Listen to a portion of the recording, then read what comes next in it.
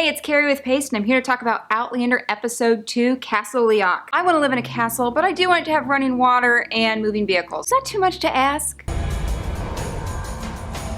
We find Claire on the back of a horse with Jamie, plodding along toward a giant castle, Castle Leoch, which, if you'll remember from the last episode, she was there with Frank and she forgot to wear underpants. It's not as dreamy and romantic this second time around. Claire and the caravan of soldiers arrive at the castle. Who do they meet but Mrs. Fitzgibbons, who's a portly, gray-haired, loving grandma lady. She loves them all and sends them straight to the kitchen for food. But the thing is, she's not so excited when she sees Claire there standing in what she assumes is some kind of undergarment. She's kind of hostile. Jamie is there to advocate for her acceptance, and then Claire is there to advocate for his health. And while Claire settles into the task of fixing his wounds before she even eats or gets herself cleaned up, she notices his back. It is not good. So then as Claire tends to the wounds he currently has, Jamie goes through an explanation of how he got those marks. And it goes back to Black Jack Randall. Why are they doing this to me? They're making me love Frank and they're making me hate him as Jack Randall. I'm so confused. I feel like one of those best friend necklaces I used to trade with my girlfriends. Cracked right down the middle. But in addition to learning more about Jamie and his story with Jack Randall, we also get to meet himself, otherwise known as Colin Mackenzie. And since the Scots are kind of in a battle with the English, he gives Claire the third degree. Then we flash back to her love Frank and how he's explaining to her how interrogations worked in World War II. Tell most of the truth and then just change a few things you have to lie about. So Frank inadvertently helps her. I love Frank. And now for my top 5 moments from the Castle Leoch episode. Jamie without his shirt on. That'd be all 5 of my standout moments. 1. The graphic depiction of the abuse that Jenny and Jamie both suffer at the hands of Captain Jack Randall was just imprinted in my mind. And I love the description of another strong woman in Jamie's life and his sister Jenny, who went back into the house with Black Jack Randall to offer her services in exchange for her brother's life. Strong women.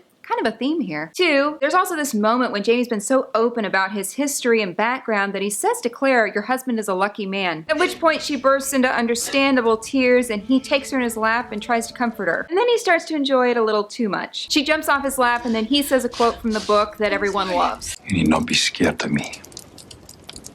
Nor anyone else here.